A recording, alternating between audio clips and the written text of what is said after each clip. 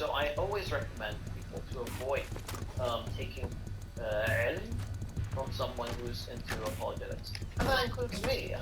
Don't take ilm from me. There's so many ulama out there. There's so many mashayikh out there. There's so many voices out there, and unfortunately, I've been. This is how I started off doing refutations.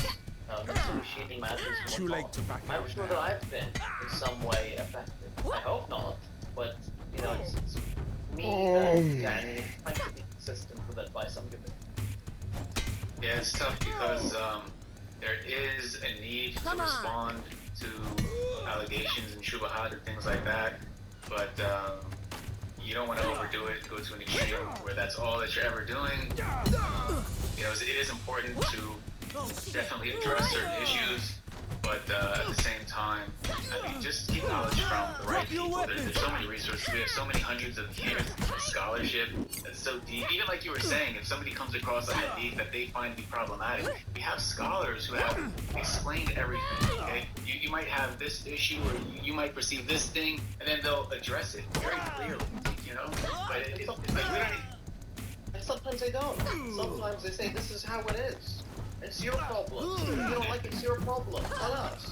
And when that happens, you have two choices. You either accept that it's your problem, and you accept that your values are not divine, and you accept that maybe you need to keep something within your head.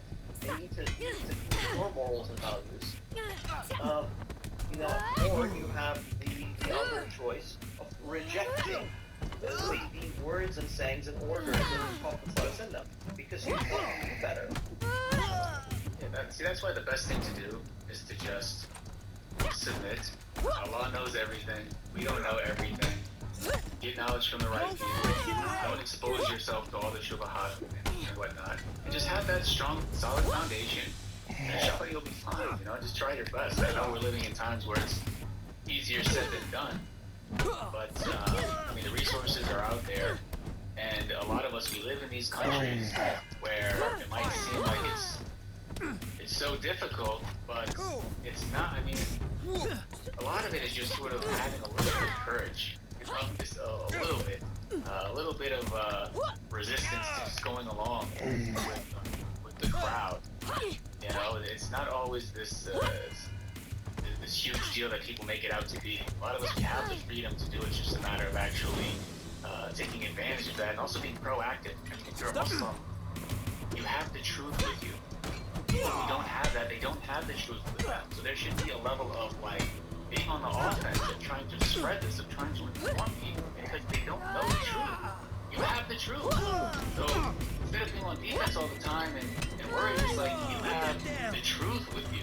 They don't, you know? And maybe they're open to it. A lot of people are much more open to the truth of Islam than a lot of people would think based on what is being, you know, considered politically correct out there. You know, just because stuff is being pushed out in the media and whatnot, the reality is on the ground, individual to individual, people are much more open to a lot of these things than one might think. So any last words for Reed? I think we owe Shadia the last words. So the main issues with Shadia, I just want to try to sum it up here. The rejection of authentic narrations, and even when they're authentic. See, I can understand when some people reject authentic narrations due to ignorance. But to reject them simply because they conflict with your values, that's a problem. If you have a valid reason, it's based on al-Hadith, to reject some narrations, I understand that. But to reject things because it conflicts with your values, that's a huge problem. To then reject something that you find in the Quran because it doesn't fit your values, Night, boy. I just want to point out, when you say your values, where are these values coming from, right? Where are they coming from? They're not coming from Islam. They're coming from growing up and being surrounded in non-Muslim countries and environments. Very, very true. Very true. So the reason we're doing this is we're not here to pick on Sharia. We're not here to pick on Sharia. We're here reacting to this because we want people to know this person is not someone is traditional in any way. He's one of the farthest people away from traditionalism, even though he looks the part. Yeah. I mean, I don't know what to say, man. I don't have hatred towards the guy. I'm disappointed in him. I think you should just stick to what he knows best. Maybe even brush up on that a bit more. Get better acquainted with the latest material and the polemics that he's interested in, and then get back to that instead of. To be honest, maybe you shouldn't even be representing us. To be honest, maybe you shouldn't even be doing that. Yeah. Okay, you reach this point, I mean, what? These are major issues. Stay at home, yeah. Stay at home. May Allah guide him, may Allah guide all of us. May Allah make us guide upon the truth. Barakallah fiik, bro. Thanks for. I'm exhausted, man. You ruined my day once again. For me. I was like, okay, it does really upset me though. I think. It really gets to me though when I see it. I appreciate being upset about it. I appreciate it much more than. But. I guess it is inshallah. Alright, okay.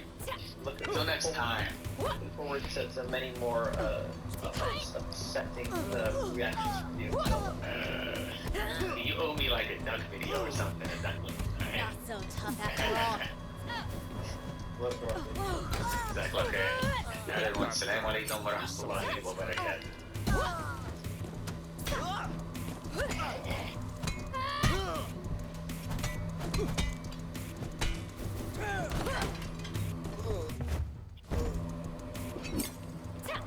Not too bad.